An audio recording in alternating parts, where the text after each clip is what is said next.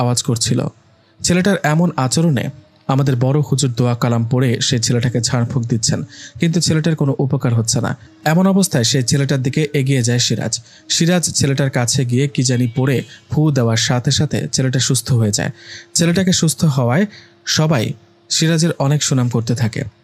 এদিকে আমি সিরাজের কাছে গিয়ে বলি, কিরে তুই কি কবিরাজ নাকি?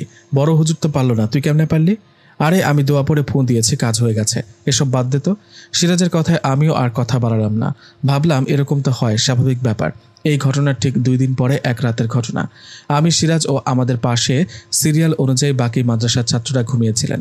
সিরাজ আর আমি ভালো বন্ধু হওয়ায় দুজনেই ফ্লোরে পাশাপাশি ঘুমাই। এক রাতে কোনো কারণে আমার ঘুম ভেঙে যায়। আমার ঘুম ভাঙতেই আমি দেখি সিরাজ বিছানায় নেই। ওকে বিছানায় না দেখে বিষয়টা অন্যভাবে নেইনি, কারণ রাতের বেলা তো অনেকেই বাথরুমে যায়। সিরাজও হয়তো বাথরুমে গেছে, এই ভেবে আমি আবারও ঘুমিয়ে পড়ি। কিন্তু আমার সন্দেহ হয় তার পরের রাতে।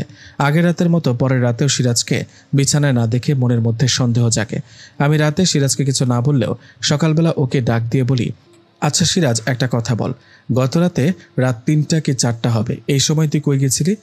এটা আবার কেমন কথা ভাই? বাথরুমে কি যেতে পারি না? বাথরুমে গেছি। তাই বলে পরপর 2 রাত একই সময় তুই বাথরুমে যাবি? আরে কি শুরু করলি, এসব বাদ দে না। সিরাজের কথা শুনে বুঝে যাচ্ছে ও বিষয়টা এড়িয়ে যেতে চাচ্ছে। ওর এমন ব্যবহারে আমি আর কথা বাড়ালাম না। আমি অপেক্ষা করতে লাগলাম ও আর কখন রাতে উঠে বাইরে যায়। যাই হোক, এভাবে পড়াশোনা ও বিকেলবেলা সেই পাহাড়ে আড্ডা দেয়া এভাবেই কেটে গেল 3টা দিন। 3 দিন পর এক রাতে আমি ও সিরাজ ঘুমিয়েছিলাম। সে রাতে সিরাজ উঠে বাইরে যাওয়ার সময় আমি টের পেয়ে যাই। ওর উঠে যাওয়ার আওয়াজে বুঝতে পারি সিরাজ উঠে যাওয়ার সময় আমি উঠে ওর পিছু নেই। আমি সিরাজের পিছু নিয়ে দেখি ও বাথরুমে না। সিরাজ উঠে সোজা চলে গেল আমাদের মাদ্রাসার পিছনে একটা কাঁঠাল গাছের নিচে। আমি দূর থেকে লুকিয়ে দেখছি সেখানে সিরাজের পাশে সাদা জুব্বা পরা 7 কি 8 ফুট হবে এরকম একটা অবয়ব দাঁড়িয়ে আছে। আমি ওই সাদা জুব্বা পরা অবয়বটার মুখটা দেখতে পাচ্ছিলাম না, কারণ ওনার মুখটা ঢাকা ছিল।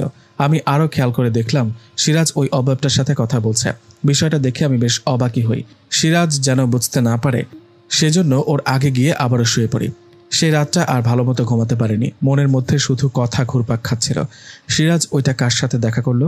অবয়বটাকে দেখে তো মনে হলো না ওটা মানুষ, মনে হলো ওটা জিন ভূত জাতীয় কিছু একটা হবে।